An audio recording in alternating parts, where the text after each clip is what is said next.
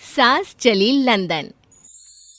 रश्मि की सास को लॉटरी की टिकट खरीदने का बड़ा ही शौक था। रश्मि की सास कमला को हमेशा लगता था कि कभी ना कभी लॉटरी में उसे एक बड़ा इनाम निकलेगा। और इस बार जब कमला ने लॉटरी खरीदी तो सच में ऐसा हुआ। लॉटरी का रिजल्ट देखने के बाद अरे सुनो मेरी तो लॉटरी लग गई, लॉटरी। इतने सालों से टिकट खरीद रही थी लेकिन इस बार तो मजा ही आ गया। अरे क्या हुआ भाग्यवान, इतना शोर क्यों मचा रही हो? पहले तो लॉटरी के टिकट खरीद खरीद के मेरी सारी कमाई उड़ा दी और अब इतना शोर। हाँ मम्मी जी, ऐसा क्या मिल गया आपको इनाम में जो आप इतना जोर जोर से सबको आवाज लगा रही हैं? अरे बहू, तुम्हें क्या पता कि मुझे लॉटरी में क्या इनाम मिला है। जरा यहाँ आओ तो दिखाऊं। क्या हुआ माँ, बहुत खुश लग रही हो? जरूर कोई बहुत बड़ी चीज मिल गई है आपको। हाँ बेटा, तुम सब मेरा मजाक बनाते रहते हो ना। ये देखो, लॉटरी में मेरा लंदन का टिकट निकला है। अब तो मैं लंदन घूमने जाऊंगी। अरे वाह, क्या बात है। अब लेकिन इसमें मैं भी साथ जा सकता हूँ ना? कहीं तुम अकेले जाने की तो नहीं सोच रही हो? अरे कैसी बात कर रहे हैं आप, तो मेरे पति परमेश्वर हैं। भला आपके बिना मैं इतनी दूर लंदन कैसे जा सकती हूँ? हाँ माँ जी, और आपका अकेले जाना ठीक भी नहीं। आप तो कभी शहर से भी बाहर अकेले नहीं गई। पापा जी साथ होंगे तो सब कुछ ठीक रहेगा। अरे रहने दो बहू, तुम तो ना चुप ही रहो। एक तुम ही हो जिसे मेरी लॉटरी के टिकट खरीदने से सबसे ज्यादा परेशानी थी। अब देखना। अरे माँ, अब वो सारी बातों को छोड़िए ना, चलिए लंदन जाने की तैयारी कीजिए। कुछ दिनों के बाद, अरे रश्मि सुनती हो, जरा मेरे साथ शॉपिंग करने तो चलो। अरे भाई, मुझे लंदन जाने के लिए कपड़े जो खरीदने हैं। हाँ हाँ, क्यों नहीं मम्मी जी, चलिए हम दोनों बाजार चलते हैं। मैं आपको लंदन जाने के हिसाब से कुछ मॉडर्न कपड़े दिला दूंगी। देखो तो रश्मि, कितनी खूबसूरत साड़ी है। इसे पहनकर तो मैं एकदम हीरोइन लगूंगी। अरे मम्मी जी, वहाँ लंदन में जाकर भी क्या आप साड़ी ही पहनेंगी? वहाँ तो आपको जीन्स टॉप ऐसा पहनना चाहिए। अरे नहीं, मैंने तो कभी सलवार कुर्ता भी नहीं पहना और तुम मुझे जीन्स पहनाने की बात कर रही हो। मम्मी जी, वहाँ लंदन में कोई भी ये सलवार कुर्ता या साड़ी नहीं पहनता। वहाँ जाकर तो आपको ऐसे ही कपड़े पहनने पड़ेंगे। अरे भगवान, ये कहाँ फंस गई। चलो ठीक है, तुम कहती हो तो ले ही लेती हूँ। उसके बाद रश्मि ने अपनी सास कमला को काफी मॉडर्न और स्टाइलिश कपड़े खरीदवा दिए और दोनों सास बहू घर आ गई। 2 दिन के बाद ही कमला अपने पति के साथ लंदन जाने के लिए रवाना हो गई। वहां पहुंचने के बाद दोनों एक बड़े से होटल में जाकर रुकते हैं। अरे बाप रे बाप, कितना खूबसूरत होटल है। इस बार तो मेरी लॉटरी नहीं लगी। ऐसा लगता है जैसे पूरी दुनिया मेरे कदमों में आ गई। वो बात तो ठीक है कमला, लेकिन ध्यान रखना, हम दूसरे देश में आए हैं और यहाँ के कुछ नियम कायदे हमें मानने चाहिए, वरना लोग हम पर हंसेंगे। आपके कहने का क्या मतलब है? मैं क्या गंवार हूँ? अरे नहीं, मेरे कहने का वो मतलब बिल्कुल भी नहीं है। अरे इन औरतों को तो देखो, कितने छोटे कपड़े पहने हैं। हे भगवान, शर्म भी नहीं आती। मैं अभी जाकर 2-4 खरी खोटी सुना कर आती हूँ, तब अकल आएगी। अरे नहीं भाग्यवान, ये क्या करने जा रही हो तुम? ये लंदन है, लंदन। यहाँ पर लोग इसी तरह के कपड़े पहनते हैं। अगर तुमने उन्हें कुछ कहा तो लेने के देने पड़ जाएंगे। शाम को कमला डिनर के वक्त अपने होटल के कमरे में खाना ऑर्डर करने के लिए अपने पति से कहती है। देखो जी, मेरा तो कढ़ी चावल खाने का बड़ा मन कर रहा है, जल्दी से ऑर्डर कर दो ना। आई बड़ी कढ़ी चावल खाने वाली। अरे यहाँ नहीं मिलता ये सब। हैं? ऐसा क्यों कह रहे हैं जी? मुझे तो वही खाना है, और अगर कढ़ी चावल नहीं है तो मेरे लिए छोले पूरी मंगवा दीजिए, उसी से काम चला लूंगी। तुम तो ऐसे कह रही हो जैसे तुम लंदन नहीं दिल्ली घूमने आई हो। अरे भला यहाँ लंदन में तुम्हें कढ़ी चावल छोले पूरी कौन ला कर देगा? तो फिर यहाँ खाने को क्या मिलेगा? वही सब जो यहाँ के लोग खाते हैं, विदेशी लोग, समझी? तुम्हें वही खाना होगा। हाय हाय, मैं तो बर्बाद हो गई। मेरा तो लॉटरी का टिकट ऐसे ही बेकार हो गया। अरे इतनी दूर लंदन आने के बाद मन का खाना भी ना मिले, ऐसे लॉटरी निकलने का भी क्या फायदा। अरे रोना बंद करो। देखो कमला, तुम्हारी बात सही है, हम तो अपने देश में ही ठीक थे। किसी तरह कमला और उसका पति लंदन का खाना खाते हैं, लेकिन कमला वहां पहुंचने के बाद बहुत उदास थी और जल्दी वापस अपने घर आना चाहती थी। कमला और उसका पति 2 दिन लंदन घूमते हैं और उसके बाद जब वापस आने लगते हैं, देखो तो यहाँ होटल के कमरे में कितने सुंदर सुंदर शैम्पू लोशन हमें मिल रहे हैं। मैं ना ये सब लेकर चलती हूँ, बहू देखेगी तो बहुत खुश हो जाएगी और मैं भी बड़े शान से दिखाऊंगी उसे ये सब। नहीं नहीं, हम ऐसा नहीं करेंगे। अरे क्यों जी, जब हम अपने देश में किसी होटल में रुकते हैं तो वहाँ भी तो शैम्पू की बोतल, लोशन, क्रीम, टूथपेस्ट सब भर भर कर लाते हैं, तो यहाँ से ले जाने में क्या बुराई है। अरे कमला, ये हमारा देश नहीं लंदन है, यहाँ पर यह सब करना अलाउड नहीं होता। अगर तुमने अपने बैग में इन सब चीजों को रख कर ले जाने की कोशिश की तो हमारी बेइज्जती हो जाएगी। होटल का स्टाफ हमें होटल से बाहर ही नहीं जाने देगा। अरे बड़ा अजीब देश है, इससे तो अच्छा हमारा देश ही है। वहाँ पर कम से कम जो भी चाहो होटल से उठाकर चुपचाप घर ले जाओ, कोई कुछ नहीं कहता। हाँ कमला, तुम्हारी बात सही है, लेकिन अब यहाँ तो यहीं के हिसाब से चलना होगा ना। अगले दिन कमला और उसका पति वापस अपने घर पहुंच जाते हैं। क्या हुआ माँ, कैसा लगा लंदन? बहुत मजा आया होगा ना? अरे बेटा रहने दो, तुम्हारी माँ तो लंदन जाकर पूरी तरह परेशान हो गई। ऐसी क्या बात हो गई मम्मी जी, आप तो बहुत खुश होते हुए लंदन गई थी ना। अरे एक तो तुम्हारे ये कपड़े जीन्स टॉप पहनकर ऐसा लग रहा था जैसे मैं कपड़ों में फंस गई हूँ। लेकिन माँ, रश्मि ने तो आपको लंदन जाने के हिसाब से ही शॉपिंग करवाई थी ना। अरे मुझे नहीं पहनना ये जीन्स टॉप, मेरी तो कमर में दर्द हो गया और पैरों में ऊंची एड़ी के जूते पहनकर ऐसा लग रहा है जैसे मेरे तो पैर ही गायब हो गए हैं। कितना दर्द कर रहा है। जानते हो, तुम्हारी माँ को तो वहाँ का खाना भी अच्छा नहीं लगा, कह रही थी कि छोले पूरी खाना है। अरे माँ, लंदन में कहाँ छोले पूरी, वहाँ तो वहीं के जैसा खाना खाना पड़ता है। अरे आगे से ना तो मुझे लॉटरी का टिकट खरीदना है और ना ही लंदन जाना है। और बहू, तुम जल्दी से जाकर मेरे लिए गर्मा गर्म कढ़ी चावल बना दो, वो खा लूंगी तो शायद मेरा लंदन जाने का दुख थोड़ा कम हो जाए।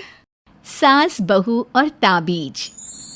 सुप्रिया का रोज किसी न किसी बात पर अपनी बहू तारा से झगड़ा होता ही रहता। दोनों स्वभाव से जिद्दी और अड़ियल थे। दोनों में से कोई भी एक दूसरे के आगे झुकना नहीं चाहता था। फिर एक दिन, तारा कहाँ मर गई थी तू अभी तक? सुबह से शाम हो गई, घर में इतना काम पड़ा है, ये सब छोड़कर कहाँ मौज मस्ती करने गई थी? आपके घर के सारे काम करने का मैंने ठेका नहीं ले रखा। आप भी तो अपने दोस्तों के साथ किटी पार्टी करने जाती हैं, तब तो मैं आपको नहीं टोकती। अरे मैं तेरी सास हूँ, तू मेरी सास नहीं है। सास है तो क्या मुझे चैन की सांस नहीं लेने देंगी आप? बहुत जबान चलने लगी है तेरी आजकल। आने दे मेरे बेटे को घर पर, फिर देख तेरी कैसे क्लास लगवाती हूँ। आपके पास और काम ही क्या है? बाहर पड़ोसियों से मेरी बुराई करना और घर में पति से। हाँ तो अब तेरा काम भी तो ऐसे ही होते हैं ना। तारीफ के लायक कोई भी काम किया है तूने आज तक? बस जुबान चलवा लो, कैंची से भी तेज चलती रहती है। सिर्फ जुबान ही नहीं, हाथ पैर भी चलते हैं, जिनकी वजह से आपको घर में इतनी सफाई देखने को मिलती है, वरना आपको तो अपनी किटी पार्टियों से फुर्सत नहीं मिलती। तो कहना क्या चाहती है? घर का क्या सारा काम तू खुद अकेले करती है? तो और क्या नौकरानी करती है? इसी तरह तारा और सुप्रिया में आए दिन लड़ाई होती।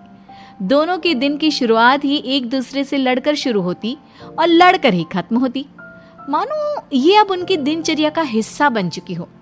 शाम को तारा का पति वैभव घर आता है। वैभव को देखते ही उसकी माँ सुप्रिया उसके पास आती है और कहती है, बेटा वैभव, अच्छा हुआ जो तू आज जल्दी घर आ गया। देखना तेरी बीवी सुबह से मुझसे लड़ी जा रही है। माँ की बातें सुनकर वैभव तारा को जोर जोर से आवाजें देने लगता है। क्या हुआ जी, इतना चीख क्यों रहे हो? तारा, तुमने आज फिर माँ से लड़ाई की? अरे लड़ाई मैंने नहीं की, शुरुआत पहले इन्होंने की थी। समझा दीजिए अपनी माँ को। मुझे कहीं भी आते जाते टाइम टोके नहीं, वरना मैं अपना सामान बांधकर मायके चली जाऊंगी। इतना कहकर तारा वहां से चली जाती है। ये सब क्या चल रहा है माँ? किसी दिन मैं आप लोगों के चक्कर में जरूर पागल हो जाऊंगा। आप लोग कभी प्यार से क्यों नहीं रहते? अरे वो हमेशा मेरी बातों का उल्टा जवाब देती है बेटा। अब तू ही बता मैं क्या करूं? तो आप उसे ताने मारती ही क्यों है माँ? वाह बेटा वाह, तुझे मेरे ताने दिखते हैं, उसका बात करने का तरीका नहीं दिखता। देखा नहीं वो किस तरह से बात करती है मुझसे। मुझे माफ कीजिए माँ, मुझे आप दोनों के बीच में पड़ना ही नहीं है। आप दोनों ही एक जैसे हो। इतना कहकर वैभव वहां से चला जाता है। वैभव के जाने के बाद सुप्रिया सोच में पड़ जाती है। धीरे धीरे समय बीतने लगता है और एक दिन सुप्रिया को पता चलता है कि उनके गांव में एक महात्मा ठहरे हुए हैं जो वशीकरण करना जानते हैं। तो सुप्रिया भागते हुए उन बाबा का पता ढूंढने निकल पड़ती है। इस बात की खबर जैसे ही तारा को चलती है, वो भी उस बाबा की खोज में निकल पड़ती है। अगले दिन सुबह आज तारा और सुप्रिया दोनों ही बहुत अच्छे मूड में होती है। ना सुप्रिया तारा को देखकर कोई ताना मारती है, ना तारा अपनी सास से बेवजह उलझती है। दोनों मिल बांट कर रसोई में काम करती हैं। भाई तारा, जरा मुझे वो चाय पत्ती पकड़ाना। ये लीजिए माँ जी, क्या आप मेरे लिए भी चाय बना देंगी? अरे हाँ हाँ, क्यों नहीं। इसी तरह दिन बीतते हैं और दोनों का रिश्ता भी निखरने लगता है। ऐसे ही देखते 3 महीने बीत जाते हैं। आजकल ये मैं क्या देख रहा हूँ? अचानक आप दोनों के बीच इतना प्यार कैसे हो गया? एक दिन था जब कभी माँ आप तारा को ताने देते देते नहीं थकती थी, और तारा तुम पहले तो कितना उलझती थी माँ से, तो अब ये अचानक क्या हो गया आप दोनों को? अरे यह सब तो एक बाबा का कमाल है, जिसने मुझे ये ताबीज दिया था। सुप्रिया के हाथ में बंधा ताबीज देखकर तारा चौंक जाती है। ये ताबीज तो उस बाबा ने मुझे भी दिया था, आपको अपने वश में करने के लिए। इसका मतलब तू भी उस बाबा से मिलने गई थी? आपकी हरकतों की वजह से ही मुझे जाना पड़ा था। ये सब क्या चल रहा है? मुझे तो आप लोगों की कोई भी बात समझ में नहीं आ रही। सुप्रिया वैभव को सारी बात बताते हुए कहती है, अरे जैसे ही मुझे पता चला कि हमारे गांव में जाने माने तांत्रिक बाबा आए हुए हैं जो वशीकरण करना जानते हैं, तो मैं बिना देरी किए उनके पास चली गई और बहू को अपने वश में करने की इच्छा उनके सामने रखी, जिससे ये मेरी हर बात माने। बाबा, मैं अपनी बहू से बहुत दुखी हो चुकी हूँ, वो मेरी एक बात नहीं मानती। आप कुछ ऐसा कीजिए बाबा जिससे मेरी बहू मेरी हर बात मानने लगे। पहले आप मुझे अच्छे से बताइए, आपको अपनी बहू से आखिर परेशानी क्या है? बाबा, वो मुझसे कभी प्यार से बात नहीं करती। मैं उसे एक बात सुनाती हूँ तो वो पलट कर 4 बातें सुनाती है। आप कुछ ऐसा कीजिए ना जिससे मेरी बहू सारी बातें मानने लगे। बाबा सुप्रिया की बातों को ध्यान से सुनते हैं और उसके बाद सुप्रिया को एक काले रंग का ताबीज देते हुए कहते हैं, ये ताबीज तुम्हें अपने गले में पहनना है और जब तक मैं ना कहूँ तब तक इसे उतारना मत। तो क्या इस ताबीज की मदद से मेरी बहू मेरे वश में हो जाएगी? सिर्फ वश में ही नहीं, इस ताबीज के कारण तुम्हारी बहू तुम्हारे आगे पीछे भी घूमने लगेगी। लेकिन बस तुम्हें कुछ काम करने होंगे। कैसा काम बाबा जी? तुम्हें अपनी जुबान पर काबू रखना होगा। उससे जो भी काम करवाना हो हमेशा प्यार से बात करनी होगी। धीरे धीरे वो तुम्हारी मुट्ठी में आ जाएगी। अरे ठीक है बाबा जी, जैसा आप कहेंगे ठीक मैं वैसा ही करूंगी। तारा ये सब सुनकर चौंक जाती है। ऐसा ही कुछ तो मेरे साथ भी हुआ था जब मैं उस बाबा से मिलने गई थी।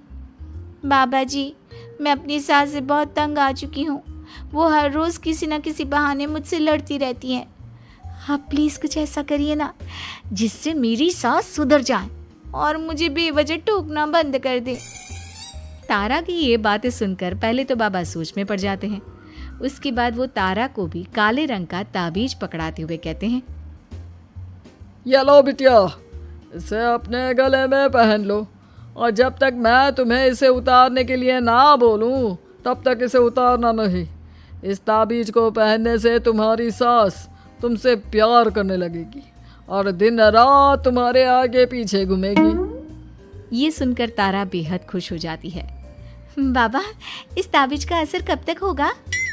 अगर तुमने मेरी सारी बातें मानी तो इस ताबीज का असर तुम्हें 2 दिन बाद ही दिखने लगेगा।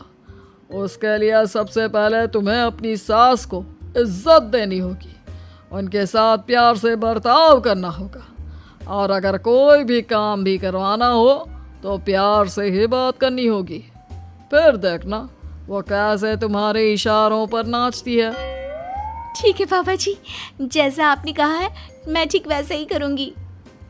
इसका मतलब उस बाबा ने हम दोनों को एक जैसे ताबीज देकर पागल बना दिया।